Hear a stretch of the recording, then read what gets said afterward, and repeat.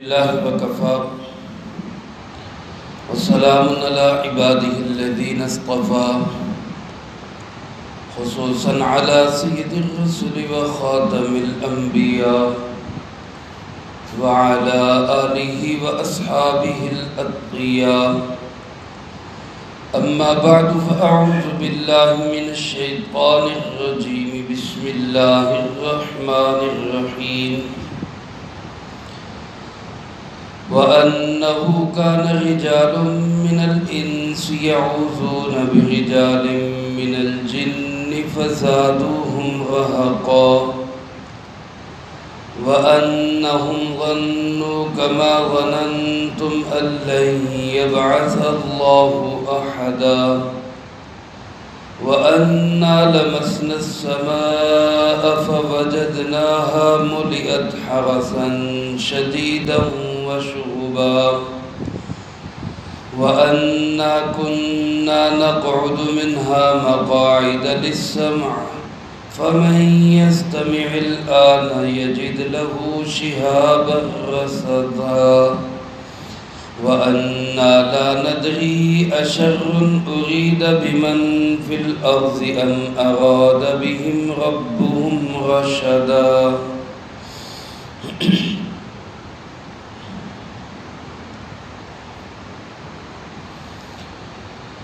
اس سورۃ مبارکہ میں اللہ رب العالمین نے جنات کے جناب محمد کریم خاتم النبیین صلی اللہ علیہ وآلہ وسلم کی خدمت میں ایک موقع کی حاضری کے احوال کو بیان فرمایا ہے۔ جنات کی گفتگو کو اللہ پاک نے ذکر کرتے ہوئے ارشاد فرمایا کہ وہ یوں کہنے لگے کہ انسانوں کے کچھ لوگ جو ہے یہ جنات سے پناہ مانگتے تھے، اور اس بات نے جنات کو اور زیادہ سرکش بنا دیا۔ وَأَنَّهُ كَانَ رِجَالٌ مِّنَ الْإِنسِ، جنات کہنے لگے اور بات یہ ہے کہ انسانوں کے کچھ مرد یعوذون برجال من الجن، پناہ مانگتے تھے جنات کے آدمیوں کی، فزادوہم رہقا، سو اس چیز نے ان کو اور زیادہ سرکشی میں بڑھا دیا۔ علماء نے لکھا ہے زمانہ جاہلیت میں لوگوں کا ایک تصور یہ تھا کہ جب مسافر کسی نئی جگہ میں جا کے ٹھہرتے تو اپنی زبان سے یہ الفاظ کہا کرتے تھے، اعوذ بعزیز ھذا الوادی من شر کل شیطان، میں اس وادی کے سردار کی پناہ لیتا ہوں ہر شیطان سے۔ ان کا تصور یہ تھا کہ ہر وادی کا ایک سردار جن ہوتا ہے، وہاں ٹھہرنے سے پہلے اس سردار جن کی پناہ لے لو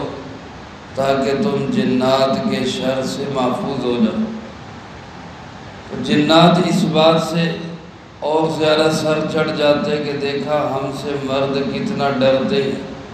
لوگ ہم سے کتنا ڈرتے، اس لیے وہ سرکشی میں اور بڑھ جاتے، ہم پتہ نہیں کیا چیز ہے، لوگ ہم سے ڈرتے۔ یہ بات جنات کو اور زیادہ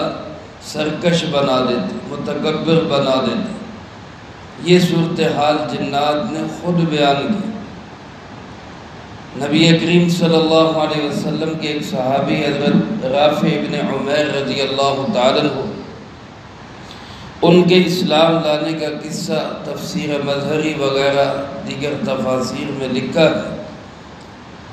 کہ وہ سفر کر رہے تھے اور اکیلے مسافر تھے۔ دوران سفر کسی ایک ریگستان میں، ایک صحرا میں ان کو پڑاؤ کرنا پڑا، تو انہوں نے بھی اپنی زمانہ جاہلیت کی رسم کے مطابق یہی الفاظ کہے اور پھر آرام کرنے کے لیے لیٹ گئے، لیکن تھوڑی دیر لیٹے تو کیا دیکھتے ہیں، خواب میں یوں محسوس ہوتا ہے جیسے کوئی شخص بڑا خنجر لے کر میری اونٹنی کو ذبح کرنے کے لیے آ گیا۔ تو ایک دم ہڑبڑا کے اٹھتے ہیں، دائیں بائیں چاروں طرف دیکھتے ہیں، کوئی انسان نظر نہیں آتا، پھر سو جاتے ہیں کہ شاید یہ کوئی وہم اور خیال تھا، پھر سوتے ہیں تو پھر یہی خواب نظر آتا، پھر اٹھتے ہیں، دائیں بائیں چاروں طرف دیکھتے ہیں، کوئی چیز نظر نہیں آتی، لیکن اونٹنی کی حالت بھی خراب لگ رہی، وہ بھی گھبرا رہی، لیکن پھر اس کو وہم سمجھ کر پھر سونے کے لیے لیٹ جاتے ہیں۔ اب تیسری دفعہ جو لیٹتے ہیں تو پھر ایسا ہی محسوس ہوتا ہے، اور پھر جو آنکھ کھلتی ہے تو کیا دیکھتے ہیں کہ ایک نوجوان وہ خنجر لے کے واقعی اونٹنی کے قریب پہنچ چکا ہے، اس کو مارنا چاہتا ہے، اور دوسری طرف ایک بوڑھا شخص وہ اس کو روک رہا ہے کہ اس مسافر کی اونٹنی کو نہ مارو، یہ سفر کیسے کرے گا، یہ صحرا سے کیسے نکلے گا، وہ اس کو روک رہا ہے۔ اتنے میں 3 جانور گورخر جو جنگلی گائے ہوتی ہے وہ وہاں سے نکلتی ہیں، تو وہ ان سے کہتا ہے کہ ان میں سے کسی کو لے لو، اس اونٹنی کو چھوڑ دو۔ وہ ان میں سے ایک کو لے لیتا ہے، اونٹنی کو چھوڑ دیتا ہے، اور پھر وہ نوجوان بھی کہیں غائب ہو جاتا ہے۔ یہ بوڑھا شخص اس کو مخاطب کر کے کہتا ہے، بے وقوف انسان، تم کیا الفاظ کہہ رہے تھے؟ یہ الفاظ کہنے کی ضرورت نہیں ہے کہ میں اس وادی کے سردار کی پناہ لیتا ہوں اور شیطان سے، بلکہ اس کی بجائے یوں کہو، اعوذ برب محمد من کل شیطان، میں محمد صلی اللہ علیہ وسلم کے رب کی پناہ لیتا ہوں ہر شیطان سے، یہ الفاظ کہو۔ تو انہوں نے کہا کہ یہ محمد کون ہے صلی اللہ علیہ وسلم؟ تو پھر اس شخص نے بتایا کہ وہ محمد صلی اللہ علیہ وسلم اللہ کے آخری نبی ہیں، وہ تشریف لا چکے ہیں، اور وہ انسانوں کی ہدایت کے لیے یثرب کے اندر تشریف فرما۔ تو یہ شخص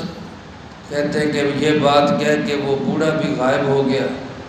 میں وہاں سے اٹھا، سامان باندھا اور سیدھا مدینہ منورہ جناب محمد کریم صلی اللہ علیہ وسلم کے پاس پہنچا۔ ابھی میں آپ کی خدمت میں حاضر ہوا ہوں کہ آپ نے مجھ سے بھی پہلے میرا سارا واقعہ مجھے سنا دیا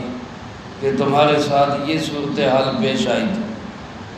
فرماتے اس بات نے مجھے بہت متاثر کیا اور میں کلمہ پڑھ کے مسلمان ہو گیا۔ یہ حضرت رافع ابن عمیر رضی اللہ تعالیٰ عنہ کے اسلام لانے کا سبب بنا۔ اور پھر فرماتے رسول اللہ صلی اللہ علیہ وسلم نے ہمیں تعلیم دی کہ ایسی صورتحال میں یہ کلمات کہا کرو، اعوذ بکلمات اللہ التامات من شر ما خلق، کہ میں اللہ کے پورے کلمات کی پناہ لیتا ہوں ہر مخلوق کے شر سے، یعنی صرف جنات کا بھی ذکر نہ کرو، ہر مخلوق کے شر سے اللہ کی کلمات کی پناہ لیتا ہوں۔ تو بجائے اس کے کہ جنات سے پناہ مانگی جائے، اس سے جنات اور سرکش ہوتے ہیں اور چوڑے ہوتے ہیں اور سر چڑھتے ہیں۔ آج کل ہمارے یہاں بھی بہت سارے لوگ آپ نے دیکھا ہوگا مکان بنانے لگتے ہیں تو کیا کہتے ہیں جی بنیادوں کے اندر بکرا ذبح کرنا، خون بنیادوں میں ڈالنا ہے۔ مقصد کیا ہوتا ہے کہ یہاں خون ڈالیں گے تو ایسی چیزیں خوش ہو جائیں گی، پھر ہمیں نقصان نہیں پہنچائیں۔ بعض دفعہ لوگ آتے ہیں کہتے ہیں جی یہ گاڑی نہیں لی ہے، گاڑی کے ٹائروں پہ خون ڈالنا ہے۔ مقصد وہی ہے کہ جی جنات کو خوش کرنا ہے۔ کوئی جنات کو خوش کرنے کے لیے بتیاں جلاتے ہیں، وہ گوشت پھینکتے ہیں۔ تو یاد رکھیں اس کی ضرورت نہیں، صدقہ کریں، اللہ کی پناہ لیں، کلمات پڑھیں، آیت الکرسی پڑھیں، حفاظتی اعمال کریں، یہ سب سے بہترین حصار ہے، بجائے اس کے کہ جنات کی خوشنودی کے لیے کوئی عمل کیا جائے۔ بلکہ اگر اس لیے جانور کو ذبح کیا جائے گا کہ یہ موذی چیزیں خوش ہو جائیں اور ہمیں نقصان نہ پہنچائے، یاد رکھے وہ جانور حلال نہیں ہوگا، وہ حرام ہوگا، کیونکہ وہ وما اہل لغیر اللہ میں داخل ہے، وہ اللہ کے غیر کے لیے ذبح کیا جا رہا ہے، اللہ کی خوشنودی کے لیے ذبح نہیں ہوگا، اور اللہ کی خوشنودی کے بغیر جانور کو ذبح کرنا یہ جانور کو حرام کرنے والی بات ہے۔ تو لہذا فرمایا جنات خود کہنے لگے کہ کچھ لوگ انسانوں کے وہ ہم سے پناہ مانگتے تھے، جنات کی پناہ مانگتے تھے، اس سے جنات اور سر چڑھنے لگے۔ اور دوسری بات فرمایا وَأَنَّهُمْ ظَنُّوا كَمَا ظَنَنْتُمْ أَن لَّن يَبْعَثَ اللَّهُ أَحَدًا، جنات نے بھی یہ خیال کیا جیسا کہ تم نے خیال کیا کہ اللہ کسی کو دوبارہ زندہ نہیں کرے گا۔ اللہ یبعث اللہ احدا، اللہ کسی کو دوبارہ نہیں اٹھائے گا۔ علماء نے لکھا، حضرت حسن بصری رحمۃ اللہ علیہ فرماتے ہیں جس طرح انسانوں کے اندر کچھ مسلمان ہیں کچھ کافر ہیں، اسی طرح جنات کے اندر بھی کچھ مسلمان ہیں کچھ کافر ہیں۔ جیسے انسانوں کے اندر کچھ شریف لوگ ہوتے ہیں، کچھ شرارتی اور بدماش لوگ ہوتے ہیں، اسی طرح جنات کے اندر بھی کچھ اچھے نیک شریف جنات ہوتے ہیں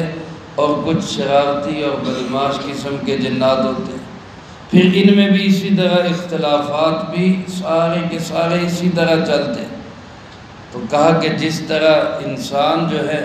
وہ بہت سارے انسان ان کا ذہن یہ ہوتا ہے کہ مرنے کے بعد کوئی زندگی نہیں، کوئی اللہ نے نہیں اٹھانا۔ رسول اللہ صلی اللہ علیہ وسلم سمجھایا کرتے بھئی مرنے کے بعد پھر زندگی ہے اور وہی اصل زندگی ہے، اور اس زندگی کی ساری اچھائیوں برائیوں کا صلہ یا ان کا بدلہ یا انعام یا سزا وہ اس آخرت کی زندگی میں ملے گی۔ انسانوں کو بھی جیسے یہ بات سمجھانی پڑی، جنات کو بھی یہ بات سمجھانی پڑے گی کہ تمہاری بھی موت کے بعد پھر تمہاری زندگی۔ علماء نے بعض نے لکھا ہے کہ جس طرح انسان جنت کے اندر جائیں گے، بعض حضرات یہ فرماتے جنات کے لیے بھی جنت اور جہنم ہے، اور بعض حضرات نے یہ کہا ہے کہ جنات کے لیے اسی طرح ہوگا کہ حساب کتاب کے بعد ان کو ختم کر دیا جائے گا، لیکن انسان رہیں گے جنت میں بھی اور جہنم میں بھی۔ یہ دو قول ہیں، لیکن بہرحال جنات بھی مکلف ہیں اور اس کے ذمہ دار ہیں کہ وہ یہ عقیدہ رکھیں کہ مرنے کے بعد پھر دوبارہ زندگی۔ اور تیسری بات جنات نے یہ کہی کہ وَأَنَّا لَمَسْنَا السَّمَاءَ، اور یقینی بات ہے کہ ہم نے آسمانوں کو چھوا، فَوَجَدْنَاهَا مُلِئَتْ حَرَسًا، ہم نے ان کو پایا بھرا ہوا پہرے داروں سے، شدیداً سخت قسم کے پہرے دار، وَشُهُبًا اور شہاب ثاقب سے بھرا ہوا، وَأَنَّا كُنَّا نَقْعُدُ مِنْهَا مَقَاعِدَ لِلسَّمْعِ، اور یقیناً ہم سننے کی جگہوں پہ بیٹھ جایا کرتے تھے، جہاں اللہ کی باتیں اور فرشتوں کی آپس کی باتیں ہم سن سکے وہاں ہم بیٹھ جایا کرتے تھے۔ لیکن فَمَن يَسْتَمِعِ الْآنَ، اب اگر کوئی سننے کی کوشش کرتا ہے، يَجِدْ لَهُ شِهَابًا رَصَدًا، تو اس کو گھات لگایا ہوا شہاب وہ آ کے پہنچ جاتا ہے، وہ اس کو جلا دیتے۔ میں نے پہلے عرض کیا کہ رسول اللہ صلی اللہ علیہ وسلم کی بعثت سے پہلے جنات کی صورتحال یہ تھی کہ یہ آسمانوں کی طرف جایا کرتے تھے، آسمانوں تک نہیں جاتے تھے۔ حضرت اماں جان سیدہ عائشہ صدیقہ رضی اللہ تعالیٰ عنہ فرماتی ہیں آسمانوں تک پہنچنا ممکن نہیں، ہاں عنان السماء، آسمانوں کے قریب یعنی بادلوں سے اوپر تک یہ جنات چلے جایا کرتے تھے، جہاں تک ممکن ہوتا یہ وہاں تک پہنچ جاتے، اور اوپر سے جو احکامات اللہ رب العالمین کی طرف سے نازل ہوتے وہ فرشتوں کو بتائے جاتے ہیں، فرشتے آگے اپنے سے نیچے والے فرشتوں کو بتاتے، سلسلہ چلتا چلتا آسمان دنیا کے فرشتوں تک آتا اور پھر وہ آگے دنیا کے فرشتوں کو بتاتے اب فلاں کی موت ہونی ہے، فلاں کو رزق ملنا ہے، فلاں کو عروج ملنا ہے، فلاں کو زوال ہونا ہے، اس کو تخت پہ بٹھانا ہے، اس کو تختے پہ چڑھانا ہے۔ یہ احکامات جب ان کے سپرد کیے جاتے تو اس کو چوری چھپے جنات بھی سن لیتے کہ کیا ہونے جا رہا ہے، اور پھر یہ جنات لا کے نجومیوں کو بتاتے اور نجومی اس کے ساتھ اور بھی باتیں ملا کے، یہ بھی بات ملا کے لوگوں کو بتاتے کہ جی اب یہ ہونے والا ہے، یہ ہونے والا ہے، یہ ہونے والا ہے۔ تو کوئی ایک بات سچ ہو جاتی، وہ نجومی پھر ان جنات کی خوشنودی کے لیے صدقے کرواتے، ان جنات کی خوشنودی کے لیے جانور ذبح کرواتے اور یہ جنات ان کے کام آتے۔ اس طرح یہ سلسلہ چل رہا تھا۔ لیکن جب سرکار دو عالم صلی اللہ علیہ وسلم پہ وحی نازل ہونا شروع ہوئی تو اللہ رب العالمین نے یہ جو شہاب ثاقب ہمیں نظر آتے ہیں، ستارے ایسے ادھر سے ادھر جا رہے ہیں، ستارے ٹوٹ رہے، یہ شہاب ہوتا ہے، اس کے ذریعے پھر ان جنات کو مارنا شروع کر دیا۔ یعنی کہ یہ شہاب کوئی رسول اللہ صلی اللہ علیہ وسلم کی بعثت کے بعد شروع ہوئے، یہ پہلے سے ہی ہے، لیکن پہلے ان سے یہ کام نہیں لیا جاتا تھا، اور پھر آپ کے تشریف لانے کے بعد ان سے یہ کام لیا جانے لگا کہ اب ایسا کوئی جن اوپر جانے کی کوشش کرتا تو اس کو اس شہاب سے مارا جاتا، یا فرشتے وہاں پہ پہرا دیتے اور فرشتے ان جنات کو اوپر جانے نہیں دیتے۔ تو جنات نے اسی بات کا ذکر کرتے ہوئے کہا کہ ہم پہلے تو آسمانوں کی بلندیوں کو چھو لیتے تھے، اوپر تک چلے جاتے تھے، بادلوں سے اوپر نکل جاتے، اب ہم جاتے ہیں تو وہاں پہرے دار بیٹھے ہوئے، اب ہم جاتے ہیں تو وہاں شہاب ہمیں پڑتا ہے، ہم پہلے چوری چھپے سننے کی جگہوں پہ بیٹھ جاتے تھے، اب ادھر کو جانے کی کوشش کرتے تو ایک گھات میں لگا ہوا ستارہ شہاب وہ ہمیں جلا کے راکھ کر دیتے۔ اسی کی تلاش میں یہ جنات نکلے تھے کہ یہ ہوا کیا، ہمیں کیوں اب روک دیا گیا؟ تو جنات کہنے لگے انا لا ندری، بے شک ہم نہیں جانتے، اشر ارید بمن فی الارض، کہ یہ جو کام کیا گیا ہے اس کے ذریعے زمین والوں کے لیے شر کا ارادہ کیا گیا ہے، ام اراد بہم ربہم رشدا، یا ان کے پروردگار نے ان کے ساتھ ہدایت کا ارادہ کیا ہے۔ پتہ نہیں اس عمل سے مقصد کیا ہے، یا تو کوئی عذاب ہے کہ آسمان کی خبروں کو زمین تک پہنچنے سے روک دیا گیا، یا کوئی اللہ کی طرف سے ہدایت اور رحمت ہے کہ اب آسمان تک ہمیں جانے نہیں دیا جا رہا اور راہ ہدایت سیدھا وہ زمین والوں تک پہنچے، یہ اس لیے حفاظتی انتظامات کیے گئے۔ تو وہ کہنے لگے ہم نہیں جانتے یہ کیا چکر ہے۔ یہاں بھی آپ حضرات غور کریں تو ادب کا کتنا خیال رکھا گیا، جہاں خیر کی بات آئی وہاں تو فرمائے اراد بہم ربہم،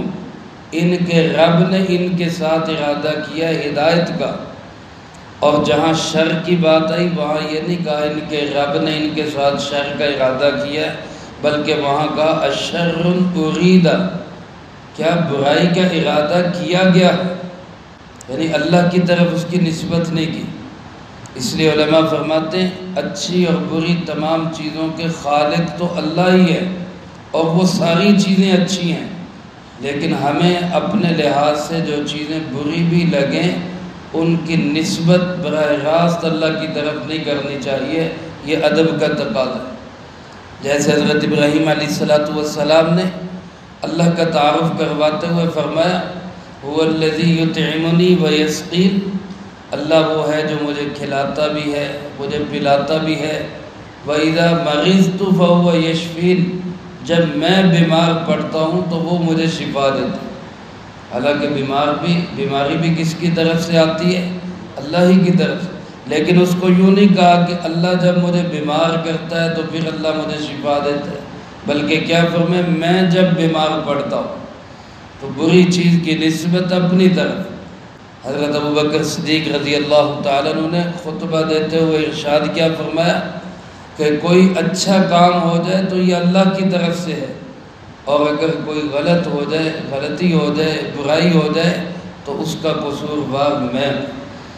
لیکن آج کل ہماری حالت الٹ ہو گئی، ہم کوئی اچھا کام ہو جائے کہتے ہیں میں کیتا جی، میں میری رائے سے جی میں کیتا جی، اور کچھ برا ہو جائے اچھا جی اللہ دی مرضی ہے جی، اللہ ہی کا ذمہ دار ہے، سیدھا کوئی نہیں۔ تو برائیوں کی نسبت اپنی طرف کرنی چاہیے، اگرچہ ان کا فاعل بھی، ان کو کرنے والا بھی اللہ ہی ہے، لیکن اس کے قصوروار ہم ہیں، اور اچھائی اور اچھے حالات آ جائے تو وہ پھر اللہ کی طرف منسوب کرنے چاہیے۔ تو جنات کہنے لگے کہ یہ جو حفاظتی انتظامات کیا گیا ہے اس سے کیا ارادہ ہے کہ ہم نہیں جانتے، اور پھر اسی کی تلاش میں وہ نکلے تو ان کو پتہ چلا کہ آخری نبی جناب محمد کریم صلی اللہ علیہ وسلم پر آخری پیغام قرآن کریم آنا شروع ہو گیا ہے، اسی لیے یہ سارا حفاظتی انتظام کیا گیا۔ تو میرے عزیز دوستو، یہ ساری تصورات جتنے بھی جہالت پہ مبنی ہیں ان سے ہمیں بھی بچنا چاہیے۔ جنات بھی ایک مخلوق ہے اللہ کی، جس طرح باقی مخلوقات ہیں، وہ بعض اوقات ایذا بھی پہنچا سکتے ہیں،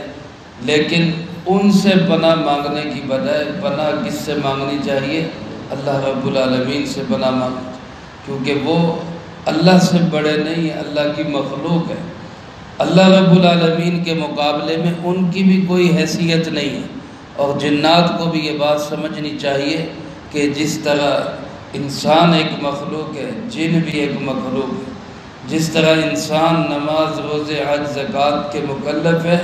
اسی طرح جنات بھی اس کے مکلف ہیں۔ جس طرح انسانوں کو یہ تعلیم ہے کہ کسی کو تکلیف نہ دیں، المسلم من سلم المسلمون من لسانی و یدی، مسلمان وہ ہے جس کی زبان اور ہاتھ سے کسی کو اذیت نہ پہنچے۔ جنات کے لیے بھی یہی تعلیم ہے کہ مسلمان جن وہ ہے جس کی زبان اور ہاتھ سے کسی کو تکلیف نہ پہنچے۔ لہذا جنات کو بھی یہ باتیں، یہ تعلیمات ذہن میں رکھنی چاہیے، اور انسانوں کو بھی یہ بات ذہن میں رکھنی چاہیے، ہم سب کا خالق اور مالک صرف کون ہے؟ اللہ رب العالمین۔ اسی نے ہمیں پیدا کیا، وہی ہمیں موت دے گا، وہی ہمیں دوبارہ زندہ کرے گا، اور ہماری زندگی کے ہر عمل کا حساب لے گا۔ یہ جنات بھی ذہن میں رکھے، انسان بھی ذہن میں رکھے۔ اللہ مجھے آپ کو سب کو اس پہ عمل کی توفیق نصیب فرمائے، جو کہا سنا اس کو زندگی میں لا کے دوسروں تک پہنچانے کی توفیق عطا فرمائے۔ اللہم انت السلام و منک السلام، تبارک ربنا و تعالی یا ذا الجلال والاکرام۔ اللہم اعنا علی ذکرک و شکرک و حسن عبادتک۔ اللہم احسن عاقبتنا فی الامور کلها واجرنا من خزی الدنیا وعذاب الآخرہ۔ اللہم باقیتا کباقیت الولید، اللہم استر عوراتنا وآمن روعاتنا۔ اللہم انا نجعلک فی نحورہم ونعوذ بک من شرورہم۔ اللہم اکفنا بحلالک عن حرامک واغننا بفضلک عمن سواک۔ اللہم اکفنا کل مہم من حیث شئت ومن این شئت۔ رب اغفر وارحم وانت خیر الراحمین۔ رب ارحمہما کما ربیانی صغیرا۔ اللہم رب